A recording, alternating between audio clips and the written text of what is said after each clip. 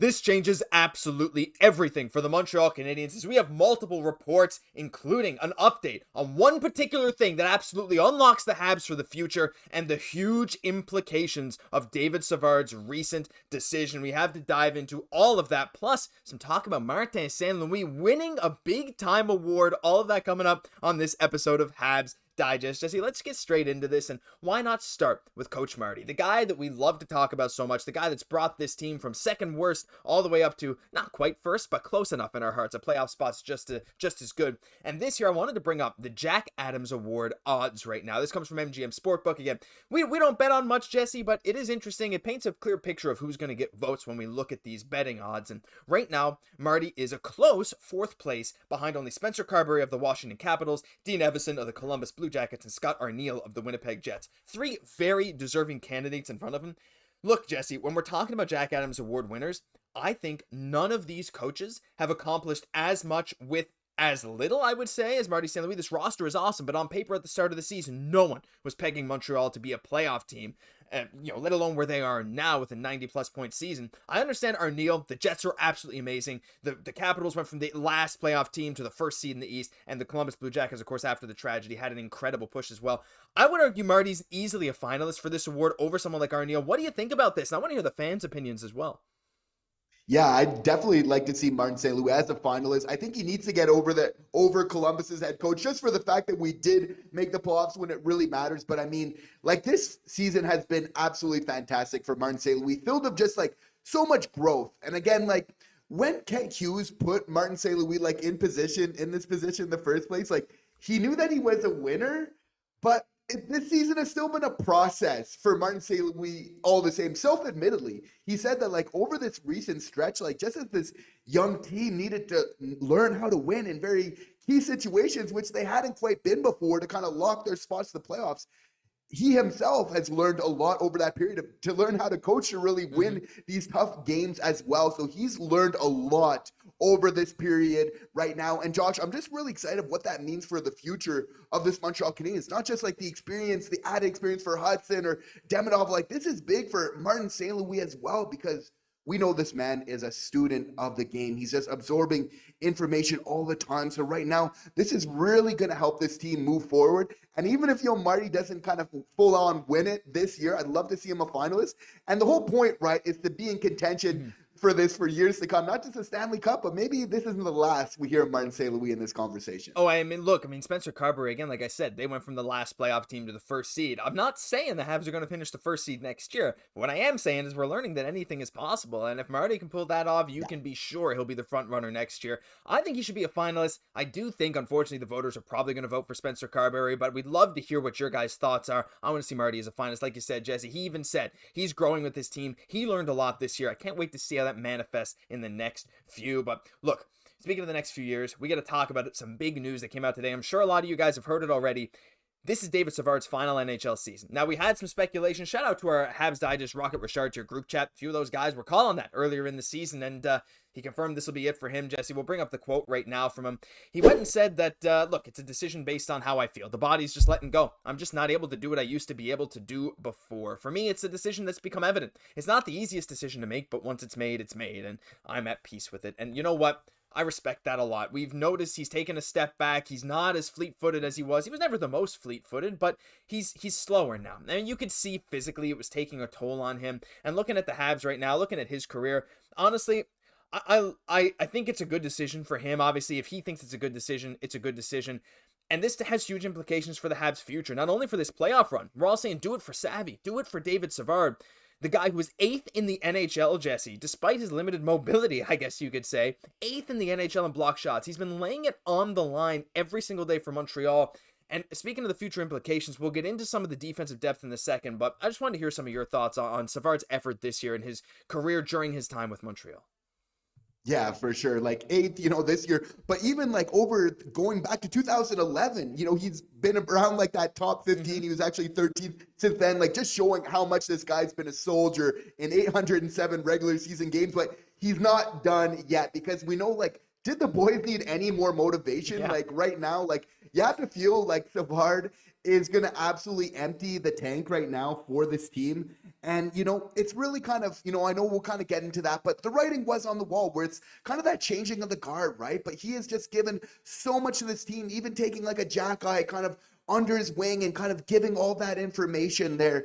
We obviously want to, what an amazing way to kind of send him off, because he did make this decision to management a couple weeks back. Like, I'm just so happy that the Montreal Canadiens can really give him the send-off he deserves by one last playoff push. Can't wait for it. I mean, look, we were fueled by Price and Weber before, and now we got David Savard. And the guys, how much of a leader he is in the locker room, right? And you have to imagine they're going to do everything they can to get this guy that one more push. Look, he is a Stanley Cup winner.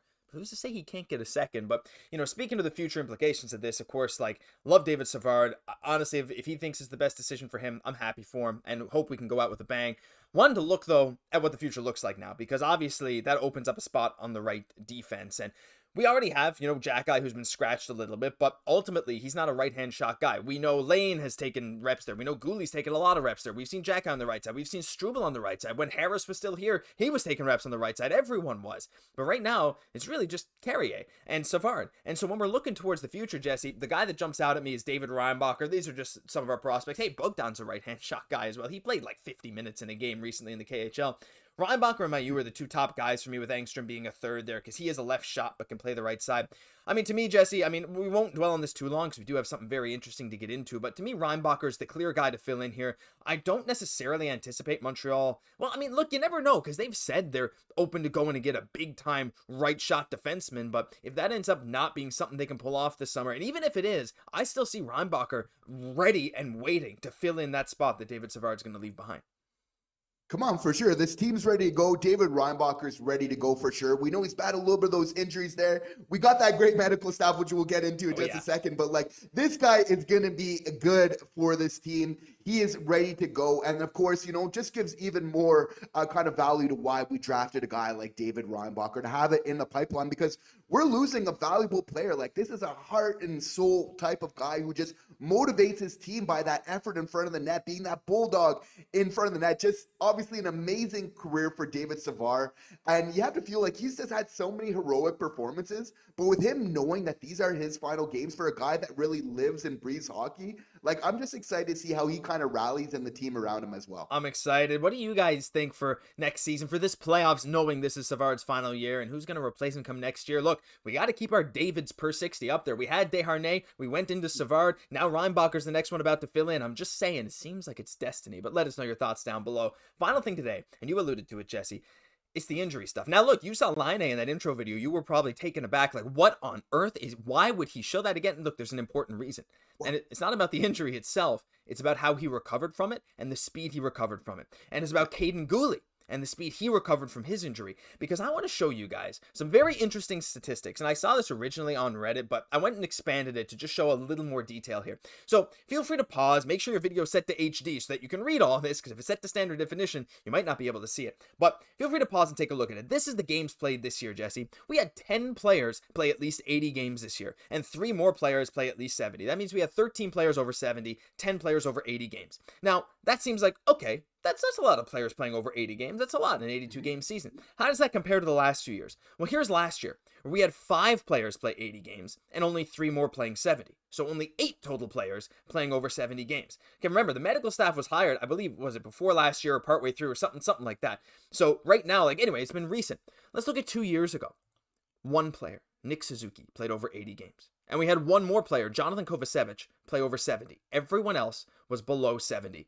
Jesse, this paints an incredible picture from 22-23 to 23-24 to this season. The amount of guys that have stayed healthy throughout this grueling season, notably guys like Brendan Gallagher, who has been notoriously injury prone this whole year. Yes, I know we have outliers like Kirby, Dach, but even a guy like Gallagher has managed to stay super healthy this year. A guy like Slav a couple seasons in a row. Caufield, a small guy. Lane Hudson. And not to mention Guhle and Laine's much quicker than expected recovery for both of them. The medical staff is something we can't sleep on, and it absolutely unlocks this team, not just for now, but for the future, knowing that I'm confident that barring some freak accidents, our young guys will develop into great players without any major time missed. Now, again, I know there's a lot of randomness to that, but honestly, seeing this, it's hard not to be optimistic.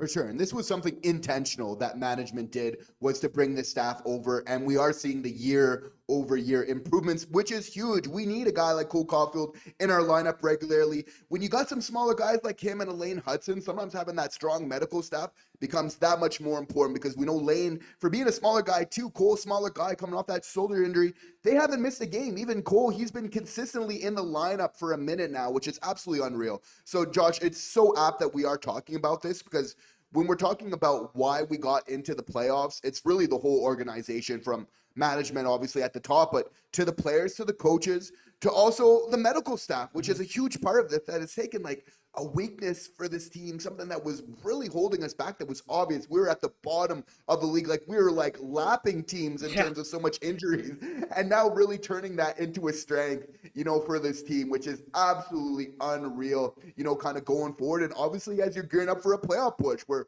hockey just gets that much, tougher as well. Now, we know a lot of guys were really being soldiers, knowing that we had the playoff push and every game mattered. But again, that preparation that's really going on both on and off the ice is a huge part of the success here. And I think you made a great point in that, like, this organization, the way we've built, literally top to bottom, has been unbelievable. We're talking about development in Laval, hiring the right coach for them. Now they're one of the youngest AHL teams, and they're the first seed in the entire league, with a bunch of our young prospects. To Montreal, like, bringing guys up from Laval, there was seamless, right, with the same systems. Montreal's team, incredibly healthy. Management has made the right choices. The team has taken a giant leap when no one expected them to.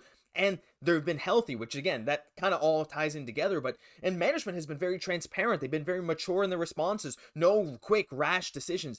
Everything has been built up from the ground up to form and coalesce in this perfect scenario for Montreal. And Jesse, we're just at the start of this. There's so much more to come. Let us know what you guys think about this crazy medical staff stuff, because honestly, shocked me when I saw these numbers. I think it'll shock you too, and honestly, has me very optimistic for the future. But that'll do it for this episode of Habs Digest. Leave your thoughts on all of that wonderful stuff we talked about today down below. I know there's a lot, and I know you'll be talking about it. I'm Josh Gosse, my co-host, Jesse Poirier. We'll catch you in the next one.